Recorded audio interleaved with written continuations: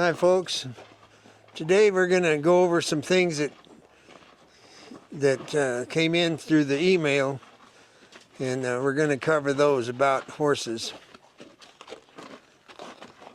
And what it amounts to is that the subject is that people buy a horse from somebody, okay? And we've all heard the nightmares, but let's just go with the one about it's a good horse. So a person buys a nice horse, and they're a trail rider, and then after a month or 6 months or whatever, they consider the horse is no good because of all the bad things it does. Well, in defense of the person that sold you the horse, if it is a good horse when you get it, there's a lot of little things that horses do that if you don't correct them, they build on them, and then you end up blaming the horse, and it wasn't the horse's fault. And so I'm going to go over a few things, and I'm just going to show you what I do. So when I bring a horse up to clean it up and saddle it, I never ever have it on the grass. All right, of course we don't have any grass, but if we did, I would tie his head up. But if we don't have grass, then I just come up, and what I want to do is I just want to know that, tell the horse that it's going to stand, okay? Over time, it learns to stand. Now remember the word over time. So this horse can move his head because that's what horses do, but he can't move his feet. And if you'll notice, his tongue came out, and he's still a little bit nervous type of horse. Well, okay, I'm not. So he's getting over that over time, because as used to be, he'd just waller around when I drop this rope. And he's been roped. He's a ranch horse, so I can hobble him. Now, if you can't hobble him, I'm sorry, and there is an option there if you want to go for it. But the number one thing is just tie him up. And then over time, don't tie the knot. Then over time, just put a wrap. And over time, just drop the rope on the ground. Because in the real world of trail riding and cowboying, there may come a time where he might stick around for a few minutes if you're in trouble. So that's what I've been waiting for right there. And you don't yell at him and bump him with the lead rope or nothing. I don't. All I do is put them back where they were. And then he knows that he moved his foot. And you have to deal with it as soon as they do it. So he has, in fact, moved his foot, and I will hobble him. Now, this horse knows how to walk in hobbles. A lot of horses don't. But because he knows how to walk in hobbles, I only do it, and I don't hobble him and then leave him unless he's tied. A whole lot of horses that I've raised or broke the hobble, they don't move in them. They just stand because they're used to it. So what you're watching is me still. Now if he hops off, I'm going to be right here. I'm not going to go to the house with a horse like this. I can take my lead rope and set it up where I can step on it if I need it, but I don't. Now saddling and brushing and haltering, something I've had to do 1,000 times with this horse, is when I'm handling him, what I try to do is I try to change my habits. So he's going to end up with a bridle on to go riding, but I'm not going to put the bridle on first. I'm going to brush him up and then saddle him and then put the bridle on. So what I've got right now is I've got the horse's head where I want it, and now I'm going to drop it. Now I'm going to let go. Okay, I didn't put the bridle on. That's on purpose. Now he's back to moving his head around. Well, over time, just like the standing still, he's going to be able to put his head down and take the bridle. But it's really irritating to me to watch and or have to deal with a horse that wallers around while you're trying to saddle it. There's no excuse for it. They don't need to do that. And one of the reasons they do it is because they can. So the rule around here is if he moves 1 inch, he gets the hobbles on. All right. If I have a horse that I can't hobble for some reason, just never been roped on the feet or nothing, well, I saddle it with my arm like this. So I've got the horse and I can get my saddle, and I did the math so that there's no pressure the whole time I'm saddling it. And if it does move, all I have to do is bend my elbow like this, and I've got the lead rope.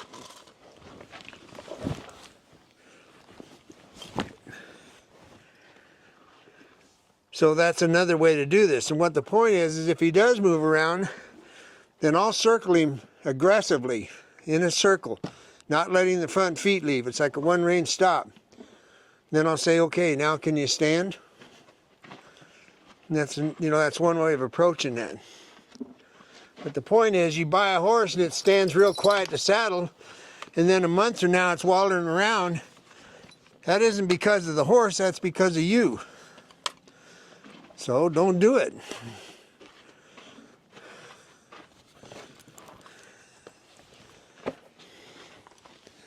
What I am is I'm saddling a horse, but I'm always aware of what his head's doing. You see the height of his skull? Well, it's higher than I want. Well, the mentality that I go by is that the horse is waiting for the other shoe to fall. Okay, so with that in mind, it doesn't matter what his childhood was like. There is no other shoe to fall around me. It's not going to fall. I'm not going to sucker punch you. I'm not going to do something stupid. But I'm also not going to sneak around you and keep saying, whoa, baby. And over time, his skull's going to be lower. So a height of a skull is a real indicator when it comes to horses. Higher the skull, the more bothered the horse. Now watch. If I have the time, this is when I put my boots on. I keep my boots in my trailer. As soon as I get off my horse, I take my boots off. Now, what I have here is an opportunity to communicate with this horse. Now, that's lowering the skull, because my eye is lower than his and I'm not a threat. Whatever he thought that threat was, well, I'm not going to group over it. I'm just telling you that by the time I get my boots on, which means I'm going to end up in the blind spot and I'm wandering around here in front of him, that makes him more gentle. And I believe that a reason that it makes him feel more comfortable is because I am lower than his eye. He doesn't have to raise his head up. So you can do the math or think about that any way you want, but that's the way I see it. He's quieter when I sit down. All right, well, that's over. So now you're going to put a bridle on him. And as soon as I get the bridle, then you watch the dynamic of the horse change.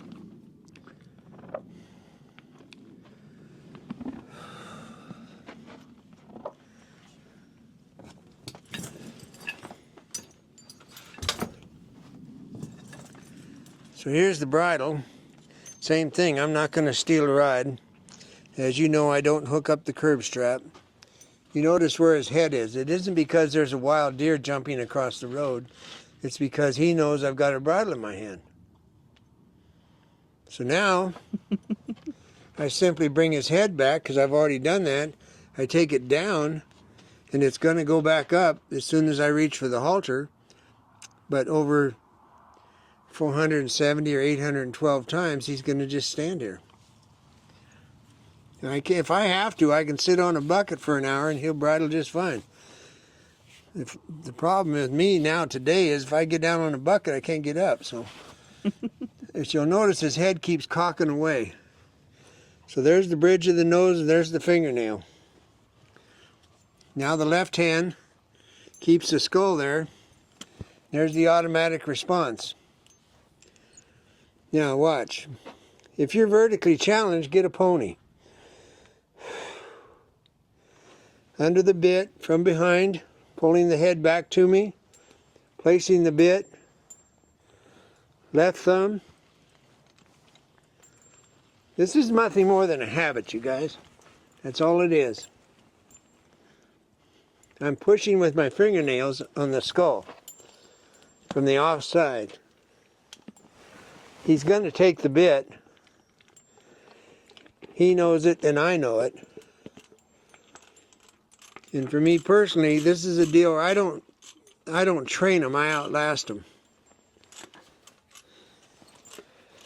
I can do all kinds of mechanical things if I want, but all this is going to disappear as soon as he figures out that he doesn't need to do that. So what I'm doing is putting in a good habit of a horse standing to bridle. All right, so now somebody's going to end up owning this horse, and I will guarantee you, even though I will have it really good to bridle, it's going to try him. That's what horses do. They're very smart and very subtle. He's going to move his head, and if the new owner doesn't correct it, then he's going to move his head more. And then within a day or two or a week, he's going to be bad to bridle. Well, I'm just showing you before and after, or after and before. I don't know what it's called. Now when I take off the bridle, I'm very adamant, and this of course is another part of it. I don't put the halter on the ground with a horse like this. I leave it on so I can use it as an aid. So when I get ready to take the bridle off, once again, you see his ears? There's nothing over there. So I'm going to put my hand here again. My left hand is going to take the bridle off, and he's going to spit it out. Now watch my right arm. No. I'm into the sun. His head went down. Okay, that's over.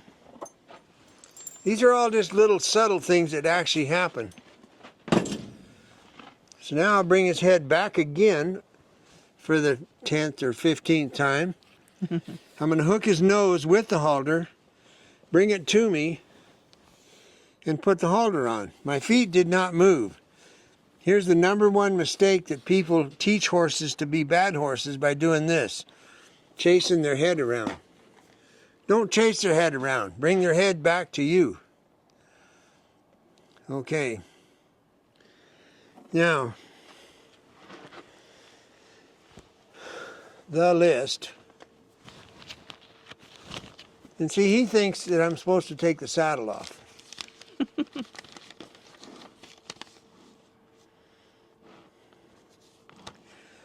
I want to start on the list, but before I do, I just wanted to tell you, I had an opportunity. A veteran got a hold of me the other day to get some gear from us, and we got to visiting. He's a Vietnam veteran, my age, Army, infantry.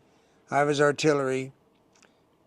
It turns out that he and I figured out that we probably were standing on the same hill at one time while we were in Vietnam, because we were all in the same area.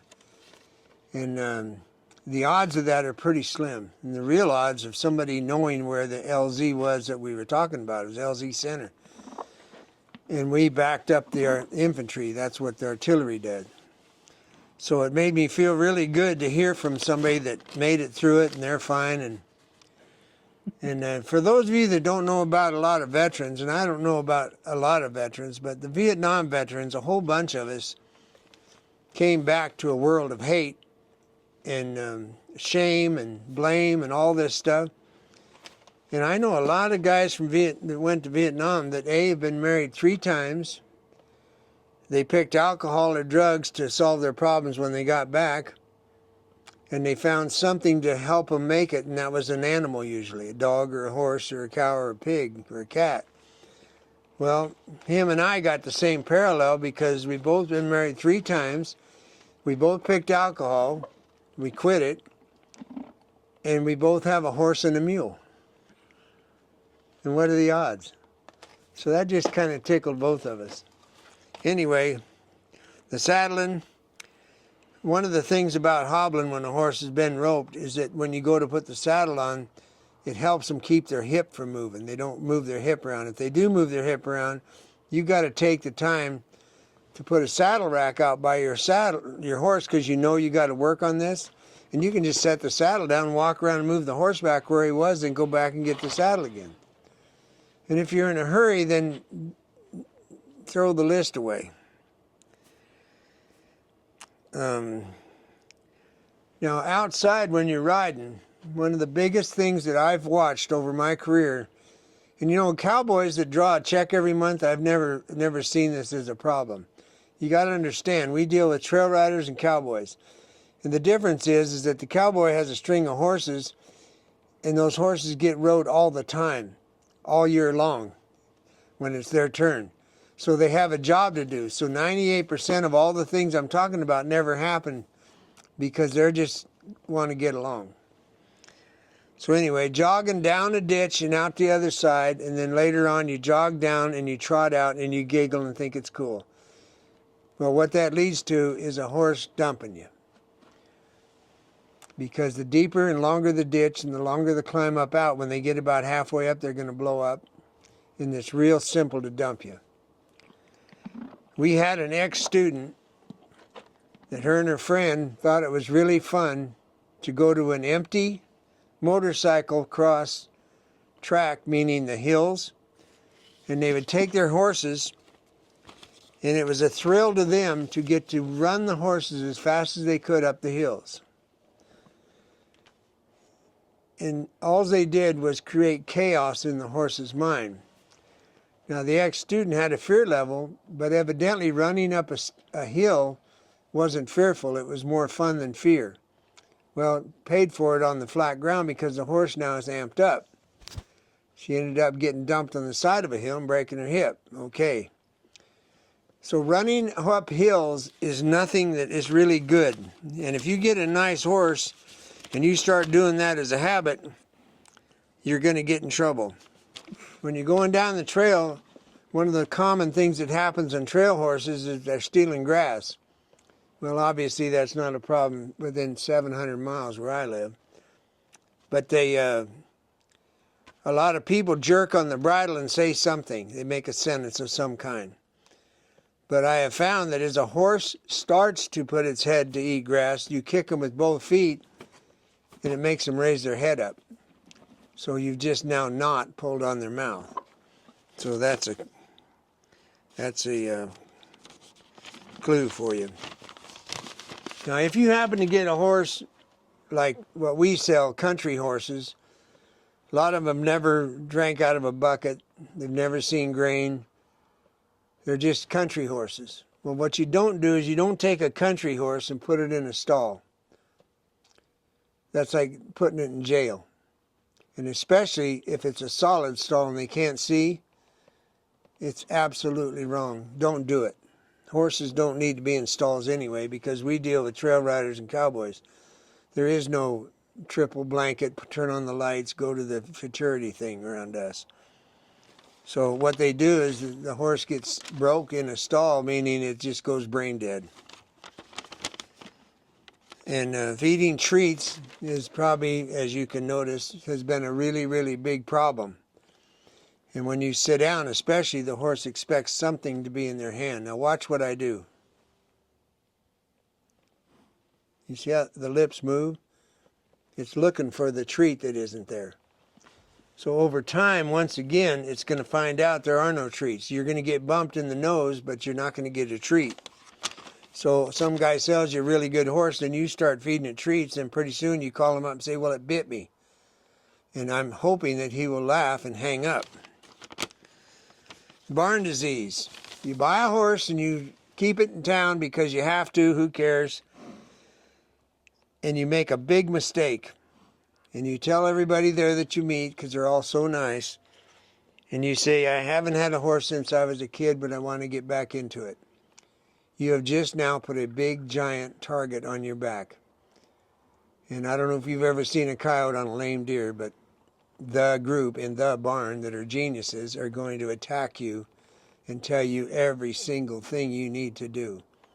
So my advice to you is say, I'll be darned. Now, in our world, when I say I'll be darned to somebody, it means you're lying to me and I'm going to walk away. Don't do it. If you have a question or curious about anything, get a hold of somebody you trust and know. Just because somebody has a horse in a barn and it boards and, oh my God, it knows how to do first level dressage, that doesn't mean they know anything. So be careful who you partner up with. They might have just bought their horse 6 months ago. Yeah, they just had their horse a couple months, so now they're the genius. So just be careful of the barn disease. And of course, as usual, all I do anymore is rant and rave and whine and piss and moan. But these are things that come up on YouTube on what the hell, net. What the hell is it called when they send a message? Emails. Emails. All right, when they send an email, then that's what we read. So there you go, folks. Do you want to give your medical update? We're so happy.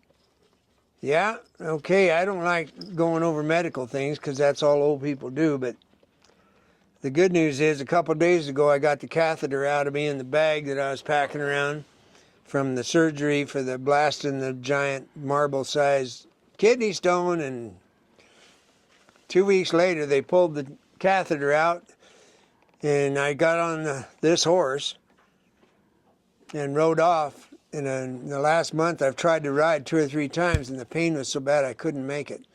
Well, yesterday I got on road for an hour and never had any pain at all, so I'm borderline giddy. And I do want to thank you for your prayers, cards, and letters. So that's over. So we're moving right along. Next, I'm going to get both knees done sometime. It was tall. Made this horse nervous. Got this horse pretty bothered. But you're sitting down. Now, if you stood up, what would happen? Well, watch him. His head comes up. His head goes to the right, but his right ear moves every time I move. Now, if you sat back down. If I sit down and exhale, he doesn't feel intimidated. Awesome. So that's just something to put in your mental notebook, you know what I mean? It doesn't mean like I'm going to not ever ride him and sit here, but it just means that there's something there that over time will disappear. You know, all you got to do is remember that, hey, you know what he used to do? He doesn't do that anymore. It's the opposite of what this video is about. Yeah. Instead of saying... The idea is to make the horse better, not worse. There's a certain amount of maintenance that's required. And he's a nice horse. It just... He's a little worried on the ground, like a lot of horses. And you know what I think? I think a lot of horses are worried on the ground because they've been getting thumped on or hit or smacked or yelled at. And it's because the human is afraid. Right.